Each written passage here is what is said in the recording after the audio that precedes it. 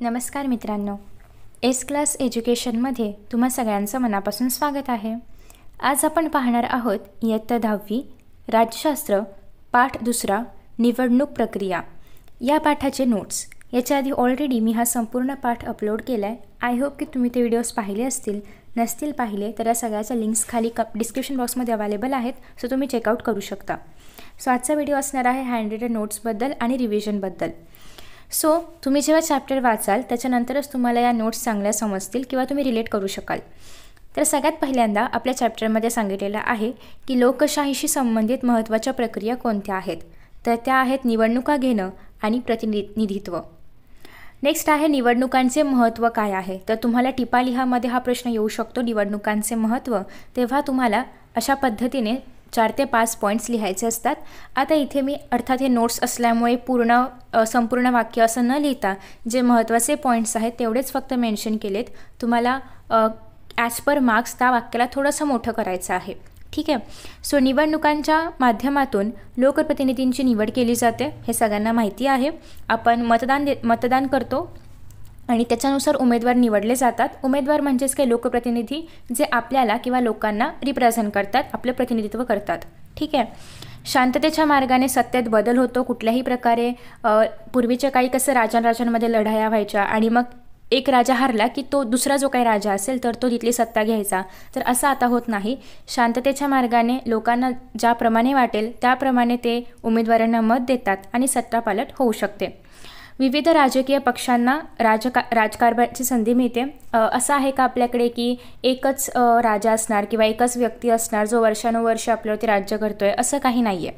आपण ज्या लोकांना किंवा ज्या उमेदवारांना निवडून देऊ त्यातून एक उमेदवार निवडला जातो, तो आपल्या देशाचा पंतप्रधान बनतो। म्हणजे याचा अर्थ सत्तेमध्ये शांततेत बदल होतोय, आपण त्या व्यक्तीला निवडून देतोय आणि पक्षांना, विविध प्रकारच्या पक्षांना, राजकीय पक्षांना राज्यकारभार करता येतोय। कधी काळी आपल्याकडे काँग्रेस पक्षाची सत्ता होती, आता भाजपची आहे। तर अशा पद्धतीने सत्तेमध्ये पालट होऊ शकतो किंवा इतर राजकीय पक्षांना पण चान्स मिळतो। नेक्स्ट आहे शासनाच्या धोरणांमध्ये व समाज जीवनामध्ये बदल होतो। लोकशाही पद्धती कायम टिकून राहते आणि हेच निवडणुकांचे महत्त्व आहे।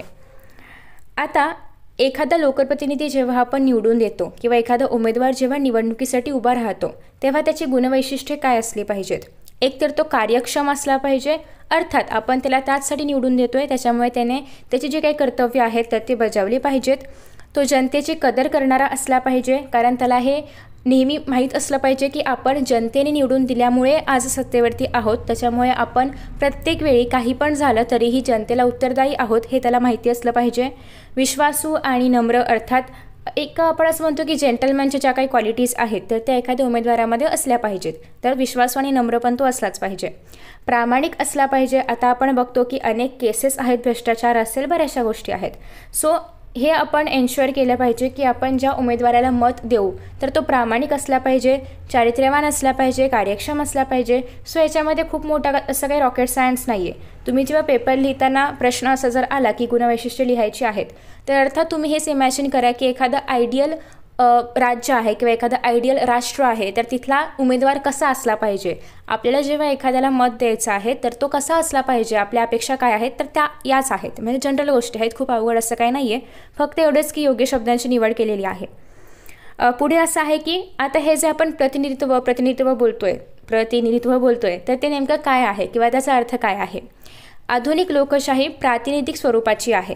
म्हणजेच काय की निर्णय प्रक्रियेमध्ये संपूर्ण जनतेला सामावून घेणे अशक्य आहे। असं होऊ शकतं का की आपल्याला आपल्या देशामध्ये एक काहीतरी निर्णय घ्यायचा आहे तर देशामधल्या प्रत्येक नागरिकाला विचारून आपण निर्णय घेऊ शकतो का? अर्थात नाही। आपल्या देशाची लोकसंख्या प्रचंड आहे, त्याच्यामुळे प्रत्येकाला विचारून आपण निर्णय नाही घेऊ शकत। मग आपण काय करतो की लोकांना संधी देतो किंवा लोकांना संधी म्हणण्यापेक्षा लोकांना आपण अधिकार देतो, हक्क देतो की ते एक लोकप्रतिनिधी निवडू शकतात आणि तो पुढे जे काही डिसिजन्स आहे तर तो घेईल, ठीक आहे। तर अशाच पद्धतीने आपण आमदार म्हणजे निवडणूक घेतल्यानंतर आपण उमेदवारांना निवडून देतो जे पुढे आमदार बनतात, जे पुढे खासदार बनतात आणि त्यातूनच पुढे मग एखादा CM बनतो, एखादा PM बनतो। म्हणजे आपणच असे काहीतरी लोक निवडून देतोय की जे आपल्या साठी निर्णय घेऊ शकतात किंवा आपल्यासाठी ते जे काही आपल्यासाठी असेल किंवा काय म्हणूया आपण आपल्या प्रगतीसाठी असेल, आपल्या विकासासाठी असेल, ते निर्णय घेऊ शकतात. म्हणजे प्रत्येक व्यक्ती निर्णय घेण्यापेक्षा त्या व्यक्तींना रिप्रेझेंट करणारा एक माणूस आहे, त्यांचं प्रतिनिधित्व करणारा एक माणूस आहे जो निर्णय घेतोय. ठीक आहे. सो जनतेने आपल्या वतीने काही लोकांना प्रतिनिधी म्हणून निवडून देण्याची पद्धत आपल्याकडे आहे. प्रतिनिधी जनतेला जबाबदार राहून राज्यकारभार करतो आणि तो राज्यकारभार जनतेच्या कल्याणासाठी असणार आहे. जनतेच्या कल्याणाला त्यासाठी प्राधान्य दिलं जाणार आहे. डन. सो त्याच्यामुळेच आपल्या भारतामध्ये जी लोकशाही आहे तर ती प्रातिनिधिक स्वरूपाची आहे. सो आहे की तुम्हाला प्रतिनिधी म्हणजे काय हे कळलेलं आहे. क्वेश्चन आला तर तुम्ही अशा पद्धतीने पॉईंट्स लिहू शकता. आता निवडणूक आयोग ही जी काही सगळी निवडणूक प्रक्रिया आहे ती खूप अशी पटापट होते का, इझी आहे का, विदाऊट नियोजन होऊ शकते का, तर नाही. त्याचं नियोजन केलं पाहिजे. त्याचे काही नियम असणार आहेत. ती कधी होणार, कशी होणार, कुठे होणार, किती टप्प्यात होणार, हे सगळं डिसाईड केलेलं असलं पाहिजे. मग ते करण्याचं काम कोणाचं आहे? निवडणूक आयोगाचं. सो आता आपण बघूया की निवडणूक आयोग म्हणजे नेमकं काय आहे. तर लोकशाहीच्या यशस्वीतेसाठी निवडणुकांची गरज असते हे आपण पाहिलं. निवडणुका का घ्यायच्या आहेत, आपल्या देशामध्ये कशा प्रकारची शासन व्यवस्था आहे, तर लोकशाही प्रकारची आहे. ठीक आहे. आणि त्यासाठी उमेदवार निवडून देण्यासाठी निवडणुका घेणं गरजेचं असतं. मग निवडणूक प्रक्रिया खुली, न्याय्य आणि विश्वासार्ह झाली पाहिजे. अर्थात मतदान करत असताना कुठल्याही मतदारावरती कुठल्याही प्रकारचा दबाव नसला पाहिजे, कुठलाही गैरप्रकार नाही झाला पाहिजे निवडणुकांदरम्यान. सो या सगळ्या गोष्टी पाहण्याचं काम किंवा याच्यावरती नजर ठेवण्याचं काम कोण करतं? निवडणूक आयोग करतं. या विचाराने भारतीय संविधानाने कलम 324 नुसार भारतीय निवडणूक आयोगाची नेमणूक किंवा निर्मिती केली. सो हे कलम लक्षात ठेवायचं आहे. तुम्हाला एक्झाम्समध्ये MCQमध्ये पण विचारलं जाऊ शकतं. तर ही एक स्वायत्त यंत्रणा आहे. निवडणुकाच्या तारखा घोषित करण्यापासून ते निवडणुकांचे निकाल जाहीर करेपर्यंत ज्या काही सगळ्या निवडणुकांशी निगडीत प्रक्रिया होत असतात तर त्या सगळ्या याच आयोगाच्या नियंत्रणाखाली होत असतात. मग आता याच्यामध्ये काय येणार की सपोज महाराष्ट्रामध्ये निवडणुका घ्यायच्या आहेत. मग तारीख काय असली पाहिजे निवडणूक घेण्याची? सपोज की जानेवारीच्या 24 तारखेला निवडणूक घ्यायची आहे. सो 24 जानेवारीला जर निवडणूक घ्यायची असेल तर निवडणूक घेत असताना किंवा एखादा उमेदवार जर उभा राहतो निवडणुकीला तर तो उमेदवार उभा राहू शकतो का, किंवा त्याच्या मागे काही गुन्हेगारी पार्श्वभूमी आहे का, किंवा त्याची मागची सगळीच जी काही पास्ट हिस्ट्री आपण म्हणूया ती सगळी तपासून पाहणं, त्याला तिकीट द्यायचं की नाही, तिकीट म्हणजे त्याला त्या निवडणुकीसाठी उमेदवार म्हणून जाहीर करायचं की नाही, किंवा कुठल्या पक्षातून तो उभा राहतोय तिथपासून ते तारीख जाहीर झाल्यानंतर निवडणुका कुठे कुठे घ्यायच्या आहेत, कशा घ्यायच्या आहेत, EVMची सोय कशी असणार आहे. EVM म्हणजे इलेक्ट्रॉनिक वोटिंग मशीन. आता आपण जे मतदान करतो तर ते EVMsवरती करतो. ठीक आहे. मतदान रेकॉर्ड केलं जातं त्या मशीनमध्ये. त्याच्यानंतर निवडणूक झाल्यानंतरही रिझल्ट कधी लागणार आहे, तो त्याची मतमोजणी कशी होणार आहे, तर या सगळ्या गोष्टी निवडणूक आयोगाच्या अंडर होत असतात. ठीक आहे. या यंत्रणेमध्ये एक मुख्य निवडणूक आयुक्त आणि अन्य 2 निवडणूक आयुक्त असतात. म्हणजे याच्यामध्ये कसं आहे, 3 जणांचं आपण एक म्हणूया की निवडणूक आयोगामध्ये सगळ्यात स्ट्रॉंग पोझिशनवरती आहेत. एक मुख्य निवडणूक आयुक्त असतात आणि दुसरे 2 अजून एक आयुक्त असतात. आता ह्यांची नेमणूक कोण करतं? आता यांची नेमणूक जर एखाद्या पक्षाने केली तर तो पक्षपातीपणा होईल, बरोबर. सो त्याच्यामुळे असं सगळं काही होऊ नये यासाठी यांची निवडणूक हे भारताचे जे काही राष्ट्रपती आहेत तर ते करत असतात. आयोगाच्या खर्चासाठी स्वतंत्र अशी आर्थिक तरतूद करण्यात आलेली आहे. आता अर्थातच आपला भारत देश जो आहे तर याच्यामध्ये प्रत्येक प्रत्येक आपण आधी स्टेटमध्ये म्हणूया, मग आपण जिल्ह्यामध्ये म्हणूया, किंवा प्रत्येक तालुक्यामध्ये, प्रत्येक गावामध्ये निवडणुका होत असतात. त्याच्यामुळे अर्थात खर्च असणारच आहे, कारण एकाच वेळी एक देश एक निवडणूक अजूनही आपण म्हणूया की ते नाही आहे, कारण अजून तशा पद्धतीने निवडणूक झाली नाही आहे. त्याच्यावरती विचार नक्की चालू आहे, पण आपल्या एक्सपिरियन्समध्ये अशा पद्धतीने अजूनही निवडणूक झाली नाही आहे. 2029ला होपफुली होऊ शकते, किंवा त्याच्याबद्दल काय निर्णय असेल तो आपण बघूया. पण अजूनही एक देश एक निवडणूक असं नाही आहे. तर याचा अर्थ असा आहे की अजूनही आपल्याकडे प्रत्येक गावाची, शहराची, म्हणजे प्रत्येक ठिकाणची निवडणूक ही वेगवेगळ्या तारखेला होते, वेगवेगळ्या पद्धतीने, म्हणजे वेगवेगळ्या वेळेस होते, वेगवेगळ्या टप्प्यात होते. त्याच्यामुळे खर्च खूप जास्त येणार आहे आणि त्यासाठी आर्थिक तरतूद ऑलरेडी करून ठेवलेली असते की कुठल्या ठिकाणी किती खर्च येणार आहे वगैरे वगैरे, जेणेकरून ऐन वेळेला त्याचा खर्चाचा जो काही बर्डन आहे तर ते आपल्या अर्थव्यवस्थेवरती पडायला नको. स्वतंत्र कर्मचारी वर्ग त्यासाठी नसतो, कारण निवडणुका अशा सलग चालूच राहतात का? नाही. जेव्हा निवडणुका आहे तेव्हा कामगारांची गरज पडते. पण त्यासाठी असं कुठलंही अपॉइंट नाही केलं आहे, म्हणजे अर्थात आयुक्त वगैरे सोडले तर असं कुठलंही एम्प्लॉईज नाही आहेत की जे फक्त आणि फक्त निवडणुकीचीच कामं करतात, असे इतर एम्प्लॉईज नाही आहेत. मग त्यासाठी शिक्षक असतील किंवा जे पण गव्हर्मेंट शासकीय अधिकारी आहेत, शासकीय कर्मचारी आहेत, गव्हर्मेंट टीचर्स असतील, तर या सगळ्यांच्या मदतीने ही प्रक्रिया पार पाडली जाते. तुम्ही बऱ्याचदा पाहिलं असेल की कधी कधी शाळेमधल्या शिक्षकांना पण मतदानाची कामं करण्यासाठी कधी ते बाहेर असतात वगैरे. सो हे असं का आहे, कारण मतदान प्रक्रियेसाठी किंवा निवडणूक प्रक्रियेसाठी इतर कुठलाही कर्मचारी वर्ग नाही आहे. जे गव्हर्नमेंटचे एम्प्लॉईज आहेत त्यांनाच ती कामं करावी लागतात जेव्हा जेव्हा त्या भागामधल्या निवडणुका असतील तेव्हा. ठीक आहे. आता नेक्स्ट आहे निवडणूक आयुक्त. आपण काय पाहिलं की निवडणूक आयोगाचा जे काही प्रक्रिया आहे किंवा जे काही काम आहे तर ते कोण पाहतं, निवडणूक आयुक्त पाहतं. सो निवडणूक आयोगाचे एक मुख्य निवडणूक आयुक्त आणि 2 उपनिवडणूक आयुक्त असतात असं आपण म्हणू शकतो. पण तरीही या तिघांनाही समान अधिकार असतात आणि यांची नेमणूक ही राष्ट्रपतींकडून होते. सो तुम्हाला निवडणूक आयोगाबद्दल प्रश्न आला किंवा आयुक्ताबद्दल प्रश्न आला, दोन्हीमध्ये हे मुद्दे लिहायचे आहेत. राजकीय किंवा साध्या कारणावरून कोणत्याही आयुक्तांना पदभ्रष्ट केलं जात नाही. म्हणजेच काय, जर असं आपण चान्स दिला की कुणालाही कधीही पदावरून काढता येतं, तर मग कधी कधी उगाचच जर तो अधिकारी जास्त कडक असेल, तो कुठल्याही प्रकारचा पक्षपातीपणा होऊ देत नसेल आणि एखाद्या पक्षाला जर काही भ्रष्टाचार करायचाच असेल, मतांमध्ये काहीतरी जुगाड करायचा असेल, काहीतरी झोल करायचा असेल, तर मग त्या निवडणूक आयुक्ताला काही पण कारण सांगून काढता आलं असतं. तर मग इथे कुठल्याही प्रकारची ट्रान्सपरन्सी किंवा खुली निवडणूक प्रक्रिया राहिली नसती. आणि त्याच्यामुळेच असं आहे की कुठल्याही कारणावरून किंवा कुठल्याही राजकीय कारणावरून कोणीही आयुक्ताला त्याच्या पदावरून काढू शकत नाही. ठीक आहे. अशा प्रकारे निवडणूक आयोगाचे स्वातंत्र्य देखील संविधानाने जपलेलं आहे की जोपर्यंत तो गुन्हा एकदम काय म्हणूया आपण की एकदम रिलायबल नाही आहे, एकदम खरा नाही आहे किंवा खरंच तो गुन्हा नाही आहे, तोपर्यंत त्या आयुक्ताला आपण म्हणजे कुठलाही राजकीय पक्ष म्हणा किंवा कोणीही त्याला त्याच्या पदावरून काढू शकत नाही किंवा काढण्यासाठी कोणीही जबरदस्ती नाही करू शकत. सो सुकुमार सेन हे स्वतंत्र भारताचे पहिले निवडणूक आयुक्त होते आणि हे तुम्हाला लक्षात ठेवायचे कारण हे MCQजमध्ये विचारलं जातं. आता निवडणूक आयोगाची कामं काय काय आहेत हे पण हे पण टिपालिहामध्ये येतं किंवा फ्लोचार्ट कंप्लीट करायला येऊ शकतं. सो पहिली गोष्ट आहे की मतदार याद्या तयार करणं. आता जे लोक मतदान करणार आहेत, आता अर्थात दर 5 वर्षांनी या याद्या अपडेट कराव्या लागणार, कारण दर 5 वर्षांनी 18 वर्ष पूर्ण झालेल्या नागरिकांची संख्या वाढणार आहे किंवा बदलणार आहे आणि त्याच्यामुळे दरवेळी आपल्याला निवडणुकांच्या याद्या तयार कराव्या लागतात आपल्याला, म्हणजे निवडणूक आयोगाला. ठीक आहे.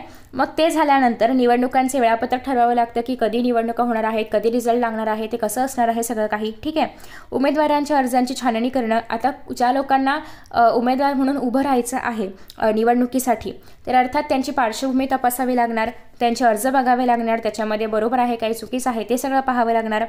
नेक्स्ट आहे राजकीय पक्षांना निवडणूक लढवण्यासाठी मान्यता देणं असेल किंवा निवडणुकीसंबंधी काही वाद झाले असेल पक्षापक्षांमध्ये तर ते सोडवणं असेल आणि मतदारसंघांची पुनर्रचना करणं असेल. कधीकधी आपल्याला आजपर्दी लोकसंख्या म्हणा किंवा त्या भागाची रचना म्हणा यानुसार आपल्याला मतदारसंघांची पुनर्रचना करावी लागते. आता मतदार यादीसंबंधी नेमकं काय आहे, आता आपण इथे पॉईंट्स पाहिले, आता याच पॉईंट्सला आपण एलॅबोरेट करतोय. सो मतदार याद्यांसंबंधी मतदार याद्या तयार करणं हा पहिला मुद्दा आहे. जे काही नवे मतदार असतील ज्यांना नुकतेच 18 वर्ष पूर्ण झालेली आहेत त्यांची पण नावं या याद्यांमध्ये समाविष्ट करणं. काही लोकांचा मृत्यू झाला असेल किंवा स्थलांतरित झाले असतील तर त्यांची नावं त्या याद्यामधून काढून टाकणं, कारण अर्थात त्या आता मतदान करणार नाहीत त्याच्यामुळे. अद्ययावत आणि मग हे सगळं झाल्यानंतर जे काही अद्ययावत म्हणजे काय अपडेटेड लिस्ट असेल तर ती जाहीर करणं किंवा प्रसिद्ध करणं. जे नवीन मतदार आहेत तर त्यांना ओळखपत्र मिळवून देणं असेल किंवा आपण जेव्हा मतदान करायला जातो, आता तुम्ही तर मतदान केलं नसेल आत्ता, जेव्हा तुम्ही 18 वर्षाचे व्हाल तेव्हा तुम्ही कराल, तर जेव्हा मग आपण मतदान करायला जातो तेव्हा आपल्याला एक साधारणतः आपला नंबर कुठे आहे, कुठल्या भागामध्ये जाऊन आपल्याला मतदान करायचं आहे, कुठे जाऊन करायचं आहे वगैरे वगैरे लिहिलेली एक चिठ्ठी वगैरे असते, ते पण द्यायचं काम निवडणूक आयोगाचंच आहे. छापण्याचं काम आहे, वाटण्याचं काम इतर लोक करतात. ठीक आहे. सो निवडणुकांचे वेळापत्रक आणि संपूर्ण कार्यक्रम ठरवणं म्हणजेच काय की निवडणूक कधी होणार आहे, एकूण कार्यक्रम कसा असणार आहे, कोणत्या राज्यात किंवा किती टप्प्यात निवडणुका घेतल्या जाणार आहेत हे सगळं ठरवलं जातं. आता उमेदवारी अर्जासंबंधी हे आहे की उमेदवारांचे जे काही अर्ज आहेत तर ते स्वीकारणं, त्यांची छाननी करणं. पात्र उमेदवार जे आहेत म्हणजे जे निवडणुकीसाठी उभे राहू शकतात असे जे उमेदवार आहेत तर त्यांना लढण्यासाठी परवानगी देऊ शकतात किंवा दिली जाते. आणि जे अपात्र आहेत म्हणजे काही कारणास्तव ते निवडणूक लढण्यासाठी पात्र नाहीत किंवा लढू शकत नाहीत त्यांचे अर्ज फेटाळले जातात किंवा रद्द केले जातात. नेक्स्ट आहे राजकीय पक्षांना मान्यता. बहुपक्ष पद्धतीत निर्माण होणारे जे काही नवीन नवीन पक्ष असतील, तुम्हाला माहिती आहे का की काही उमेदवार हे अपक्ष म्हणून पण म्हणजे उभे राहतात. म्हणजे फॉर एक्झाम्पल आपल्या महाराष्ट्रामध्ये शिवसेना आहे, मनसे आहे, BJP आहे, राष्ट्रवादी आहे, सगळे पक्ष आहेतच. पण त्यासोबतच जर असं एखादा उमेदवार आहे की ज्याला कुठल्याही पक्षातून उभं नाही राहायचं आहे, त्याला त्याचं स्वतःचं पक्ष बनवायचं आहे, त्याला आपण म्हणतो अपक्ष उमेदवार.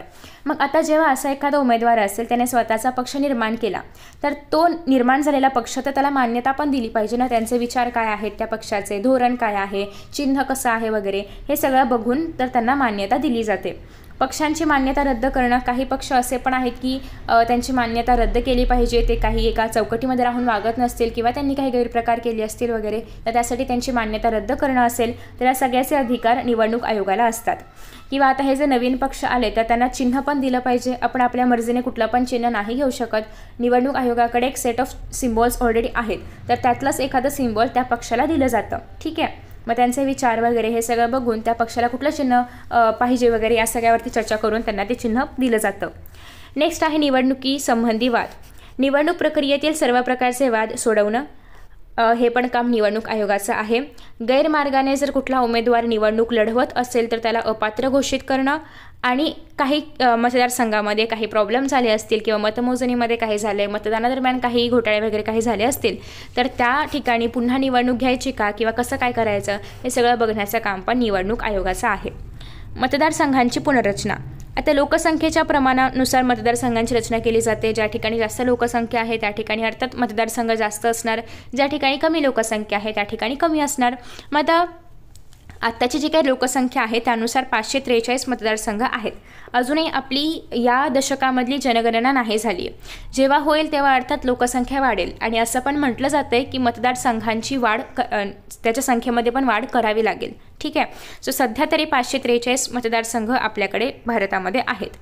निवडणूक आयोगाची परिसीमन समिती जी असते तर ती हे मतदारसंघ कमी करणं, जास्त करणं, त्यांची रचना करण्याचं वगैरे काम करते. आता श्याम शरण नेगी हे भारताचे पहिले मतदार आहेत, आणि त्यांनी 25 ऑक्टोबर 1951 जेव्हा सगळ्यात पहिल्यांदा मतदान करण्यात आलं होतं तर तेव्हा त्यांनी सगळ्यात पहिल्यांदा आपलं मत दिलं होतं, आणि ते हिमाचल प्रदेशचे नागरिक होते. आता ही जी निवडणूक प्रक्रिया आहे तर ती नेमकी कशी होते हे पण तुम्हाला फ्लोचार्टसाठी येऊ शकतं. तर पहिलं असं आहे की मतदारसंघाची निर्मिती केली जाते. आतापर्यंत आपण बघितलं की निवडणूक आयोगाची कामं काय आहेत.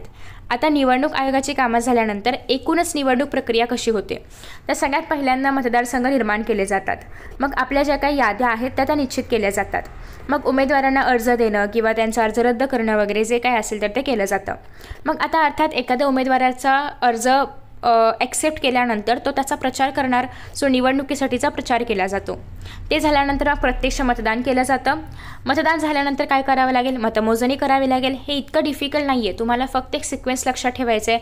अर्थात आता प्रचार केल्यानंतर काय होते, निवडणूक होते. निवडणूक झाली की काय होणार, मतमोजणी होणार. मतमोजणी झाली की काय होणार, निकाल लागणार. ज्याप्रमाणे आपण परीक्षा देतो आपला निकाल लागतो तर त्याच पद्धतीने ही प्रोसिजर आहे. आणि निकाल लागल्यानंतर जर इन केस मतदारामध्ये किंवा निवडणुकी संदर्भात काही वाद वगैरे झाले असतील पक्षांमध्ये तर त्याचं निराकरण करणं, ते सोडवणं, त्यांच्या शंका दूर करणं, हे सगळ्या गोष्टी निवडणूक प्रक्रियेमध्ये येतात. आणि ही लास्ट स्टेप आहे. इथं निवडणूक प्रक्रियेचं आयोगाचं काम संपलं. ठीक आहे. नेक्स्ट प्रक्रियेमध्ये पुन्हा चालू होणार. नेक्स्ट आहे आचारसंहिता. खूप महत्त्वाचा प्रश्न, आणि तुम्हाला हे माहिती असलं पाहिजे की आचारसंहिता म्हणजे नेमकं काय आहे. तर बेसिकली कशाला पाहिजे आचारसंहिता, याचं उत्तर आधी आपण जाणून घेऊया. की निवडणुका खुल्या वातावरणामध्ये झाल्या पाहिजेत, सगळ्यांना मान्य आहे, बरोबर. निष्पक्ष झाल्या पाहिजेत, अगदी बरोबर.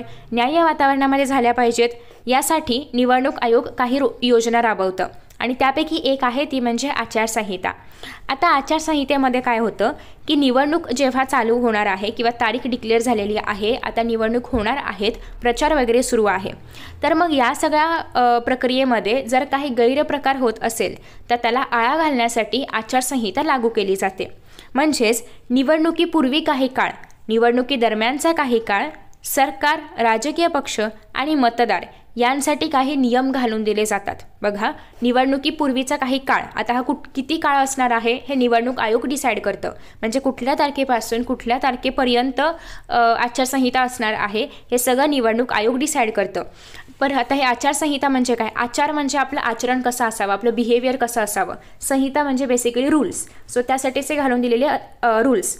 सो मग सरकारने कसं वर्तन केलं पाहिजे, कुठल्याही प्रकारे लाच देऊन मतं नाही मिळवली पाहिजेत किंवा कुठलाही गैरप्रचार नाही केला पाहिजे, राजकीय पक्षांनी कसं वागलं पाहिजे, मतदारांनी कसं वागलं पाहिजे, की आपल्याला जो काही अधिकार दिलेला आहे संविधानाने मतदान करण्याचा त्याचा वापर न करता योग्य उमेदवारालाच निवडून दिलं पाहिजे. कुठल्याही प्रकारे पैसे वगैरे घेऊन मतदान देणं हे न करता जे ॲक्च्युली कॅपेबल आहेत किंवा जे ॲक्च्युली कार्यक्षम आहेत त्याच उमेदवाराला निवडून दिलं पाहिजे. ज्याचे विचार आपल्याला असे वाटतात की हे प्रत्यक्षात येऊ शकतात तर त्याच उमेदवाराला निवडून दिलं पाहिजे. बरोबर.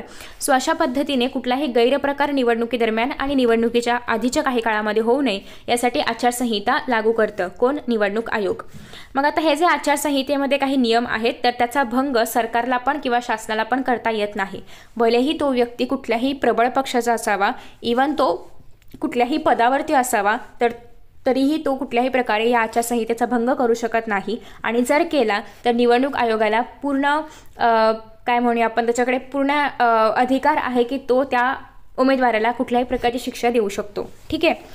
आचारसंहितेमुळे सामान्य मतदाराला दिलासा मिळतो की कुठल्याही प्रकारचा गैरप्रकार हा निवडणुकीदरम्यान होणार नाही. आता पुढे आहे मुक्त आणि न्याय्य निवडणुका घेण्यासाठी पण आपल्यासमोर निवडणूक आयोगासमोर काही आव्हानं आहेत. तर एकतर निवडणूक प्रक्रियेमध्ये देशाचा विस्तार आणि लोकसंख्या यांचं नियोजन करणं. प्रचंड लोकसंख्या आहे, विस्तारही खूप मोठा आहे भारताचा. तर त्याच्यामुळे कुठे आणि कशा निवडणुका घ्यायच्या असतात त्या सगळ्याचा आधी अभ्यास किंवा नियोजन करावं लागतं. निवडणुकांमध्ये कुठल्याही प्रकारचा आर्थिक गैरवापर होणार नाही, गैरव्यवहार होणार नाही, पैसे देऊन वगैरे असलं कुठलाही लाच वगैरे काही घेऊन मतदान होणार नाही याची पण खबरदारी घ्यावी लागते.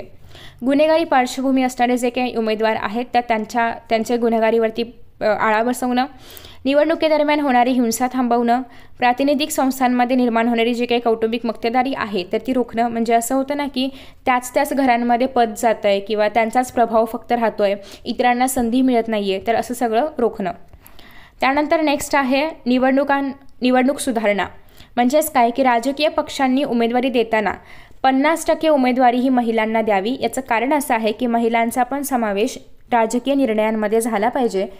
गुन्हेगारी पार्श्वभूमी असणारे जे काही व्यक्ती आहेत तर त्यांना उमेदवारी देऊ नये. अर्थात आपण एखाद्या व्यक्तीच्या हातामध्ये निर्णय घेण्यासाठी आपण त्याला अधिकार देणार आहोत तर तो व्यक्ती स्वतः गुन्हेगार नसला पाहिजे. बरोबर. सो ते बघण्याचं काम सुद्धा निवडणूक आयोगाचं आहे.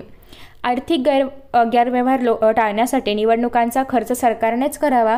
कारण मग कुठल्या पक्षाने केला, परत ते पैसे कुठून आले, कसे आले वगैरे या सगळ्यांच्या बाबतीत बरेचसे प्रश्न निर्माण होतात. त्यापेक्षा ज्या ठिकाणी निवडणूक होणार आहे तिथला जो काही आर्थिक कारभार आहे तो सगळा सरकार स्वतः बघतं. आणि याच्या आधी आपण ऑलरेडी पाहिलं की सरकारने त्यासाठी वेगळं बजेट पण निर्माण केलेलं असतं. नेक्स्ट आहे राजकारणातील घराणेशाहीला आळा घालण्यासाठी अनेक उपाययोजना करणं. घराणेशाही म्हणजे अगेन त्याच घरामध्ये लोक निवडून येत आहेत आणि त्याच घरामध्ये ते पद राहत आहे वगैरे हे सगळं. लोकप्रतिनिधित्वाचे कायदे अजून कडक करावेत. आता निवडणुकांचे प्रकार कोणते कोणते आहेत? सार्वत्रिक निवडणुका. दर 5 वर्षांनी ज्या लोकसभेच्या निवडणुका होतात त्यांना आपण म्हणतो सार्वत्रिक निवडणुका. म्हणजेच काय, ज्या ठरलेल्या आहेत की 5 वर्षांनी या भागामध्ये निवडणूक होणारच आहे. इवन लोकसभा न घेता आपण विधानसभा म्हटलं तरीही चालेल, त्याही दर 5 वर्षांनीच होतात. सो म्हणजे ठरलेल्या कालावधीमध्ये जेव्हा निवडणुका होतात तेव्हा त्याला आपण म्हणतो सार्वत्रिक निवडणुका. मध्य म्हणजे काय, मध्येच काहीतरी झालंय. सो मुदतीच्या आधी जर निवडणुका झाल्या तर त्याला आपण म्हणतो मध्यवधी. मग असं का होतं? म्हणजे ज्या 5 वर्षांनी ठरलंय तेव्हाच न होता आधीच का बरं होतं आहे? तर एक तर असं होऊ शकतं की सरकार जर असेल तर ते आघाडी सरकार आहे, म्हणजे 2-3 पक्ष मिळून सरकार बनलं आहे आणि सरकारचं जे पाठिंबा दिलेले पक्ष आहेत त्यांनी जर पाठिंबा काढून घेतला तर अर्थात सरकारचं बहुमत कमी होणार, बहुमत संपुष्टात येणार. तुम्हाला हे तर माहिती आहे की ज्या ज्या शासनाला, ज्या पक्षाला बहुमत आहे तोच पक्ष सत्तेमध्ये येऊ शकतो. पण जर त्याचं बहुमतच संपुष्टात आलं, त्यातल्या काही उमेदवारांनी पक्ष बदलला वगैरे असं काही पण झालं, त्याच्यामुळे काय होतं की मध्येच ते सरकार पडतं. ठीक आहे. आणि मग जर इतर कुणीही बहुमत सिद्ध नाही करू शकले, इतर पक्ष पण जर नाही करू शकले, तर दुसरा काही ऑप्शनच राहत नाही आणि मग त्या भागामध्ये निवडणूक आयोगाला परत एकदा निवडणुका घ्याव्या लागतात. त्याला आपण म्हणतो मध्यवधी निवडणुका. नेक्स्ट आहे पोटनिवडणुका. एखाद्या लोकप्रतिनिधीने राजीनामा दिला किंवा त्याचा मृत्यू झाला किंवा त्या लोकप्रतिनिधीचा मृत्यू झाला तर मग फक्त तेवढ्याच मतदारसंघामध्ये पुन्हा एकदा निवडणुका घेतल्या जातात, बाकी इतर ठिकाणी नाही, फक्त त्याच ठिकाणी. तर त्याला आपण म्हणतो पोटनिवडणुका. मध्यवधीमध्ये मात्र त्या पूर्ण भागामध्ये घ्यावं लागतं ज्या ठिकाणी सरकार पडलेलं आहे. पोटनिवडणुका फक्त आणि फक्त त्याच व्यक्ती ती व्यक्ती ज्या मतदारसंघामधून निवडून आलेली असते त्याच ठिकाणी फक्त निवडणुका घेतल्या जातात. नेक्स्ट आहे मतपेटी ते EVM मशीन पर्यंत हा जो निवडणुकांचा प्रवास आहे तर तो कसा झाला. सगळ्यात आधी म्हणजे जेव्हा भारत स्वतंत्र झाला, जेव्हा पहिली निवडणूक झाली होती 1951-52 साली, तर त्या काळामध्ये कसं होतं की साधारणतः मतपेट्यांचा उपयोग केला जायचा. साधारणतः अशा एक बॅलेट मतपेट्या होत्या आणि याच्यामध्ये पत्राच्या वगैरे मतपेट्या होत्या आणि याच्यामध्ये काय करायचे, लोक जे आहेत तर ते त्यांना ज्याला वोट द्यायचं आहे ते एका चिठ्ठीवरती लिहायचे किंवा चित्र वगैरे असेल तर ते करायचे आणि ते जे आहे तर ते या पत्राच्या पेट्यामध्ये टाकलं जायचं. असं सगळ्या ठिकाणी व्हायचं. या पेट्यांना लॉक केलं जायचं आणि मग मॅन्युअली मतमोजणी केली जायची की कुठल्या पक्षाला किती मतं मिळालेली आहेत यानुसार.